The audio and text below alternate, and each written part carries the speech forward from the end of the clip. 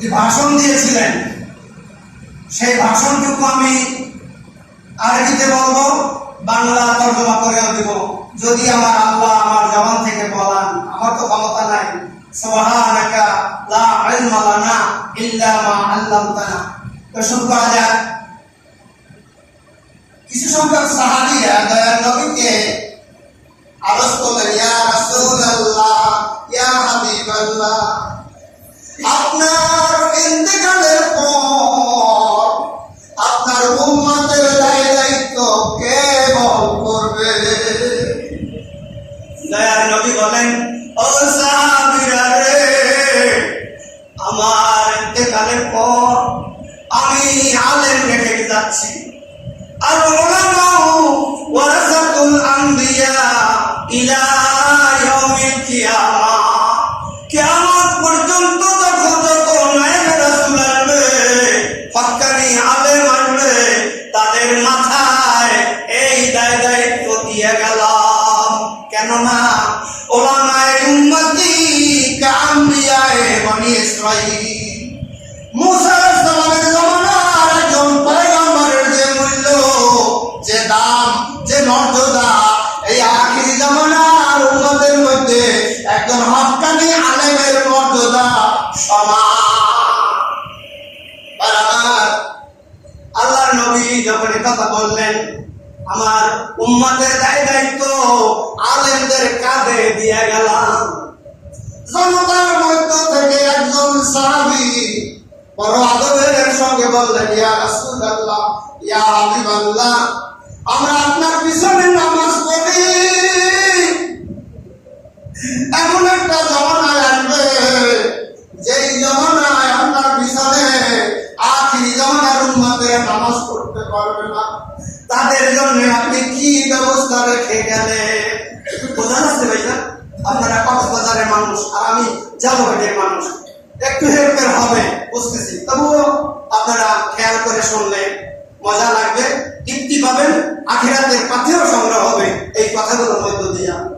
বায়ানার দয়াল নবী বলেন, ও সাহাবীরা রে, আখিরি জামানার উম্মতদেরকে বলে দিও, তারা যদি দুনিয়াতে মসজিদে যায়া হক্কানি আলেমের পিছনে নামাজ পড়ে, সে যেন দয়ার নবীর জীবন দশায় দয়ার নবীর পিছনে নামাজ পড়লো। দলিল, মান সাল্লা সালাতান খালফা আলিমিন তাকিয়িন ফাকান্নামা সাল্লা সালাতান খালফান নাবিয়্যা। যে ব্যক্তি দুনিয়াতে হক্কানি আলেমের পিছনে নামাজ পড়লো, সে যেন দয়ার নবীর জীবন দশায় দয়ার নবীর পিছনে নামাজ পড়লো। বলেন আলহামদুলিল্লাহ। কি আওয়াজ নাই? একটু জোরে বলেন আলহামদুলিল্লাহ। বুঝতেছি আমার ভাষাগত দিক দিয়ে আপনাদের একটু কষ্ট হয়। আরেকজন সাহাবী দাঁড়িয়ে বড় আদবের সঙ্গে বলেন, হুজুর গো, আমরা তো আপনার দিকে নজর করি। দয়ার নবীকে বলতেছেন, সরাসরি প্রশ্ন উত্তর হচ্ছে, মসজিদে নববীতে দয়ার নবী ইমামতি করেছেন, তিনি সাইয়্যিদুল মুরসালিন, ইমামের মর্যাদা অনেক বড়, অনেক বড়, আমি সেদিকে যাব না। একজন সাহাবী আদবের সঙ্গে বলেন, হুজুর, আমরা তো আপনাকে দেখি চর্মচোখে, আপনাকে দেখলে ক্ষুধা নিবারণ হয়ে যায়, জাহান্নাম হারাম হয়ে যায়, বাড়ির কথা মনে ওঠে না। হুজুর গো, আখিরি জামানার উম্মতেরা তো আপনাকে দেখতে পারবে না, তাদের জন্য আপনি কি ব্যবস্থা রেখে গেলেন? নবী বলেন, ও সাহাবীরা রে, আখিরি জামানার উম্মতদেরকে বলে দিও, তারা যদি দুনিয়াতে হক্কানি আলেমের দিকে নজর করে, সে যেন দয়ার নবীর জীবন দশায় দয়ার নবীর দিকে নজর করব। দলিল, মান নাযারা ইলা ওয়াজহিল আলিমিন তাকিয়িন ফাকান্নামা নাযারান নাবিয়্যা। নাযারা মানে নজর করা,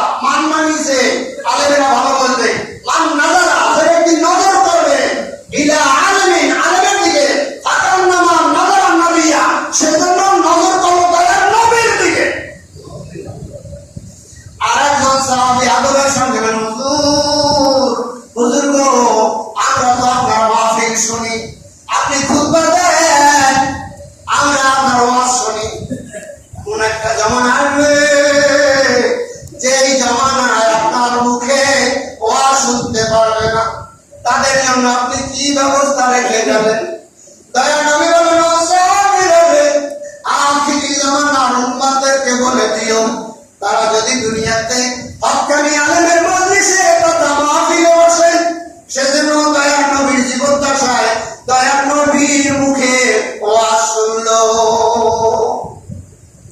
তুমি মান জালাসা মাজলিসাল উলামা ফাকানা জালাসা ফিল হাজরাতিহি, যে ব্যক্তি দুনিয়াতে হক্কানি আলেমের মজলিসে কথা মাহফিলে বসলো, ওয়াজ শুনলো, সে যেন দয়ার নবীর জীবদ্দশায় দয়ার নবীর মুখে ওয়াজ শুনলো। বলেন আলহামদুলিল্লাহ। অনেক অনেক কথা আছে, আর একটা কথা বলে শেষ করবো।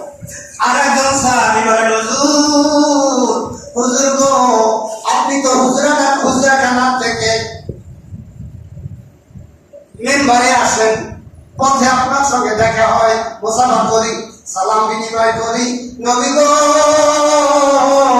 ও নবী, আখিরি জামানার উম্মতরা তো আপনার সঙ্গে মুসাফা করতে পারলো না, তাদের জন্য আপনি কি ব্যবস্থা রেখে গেলেন?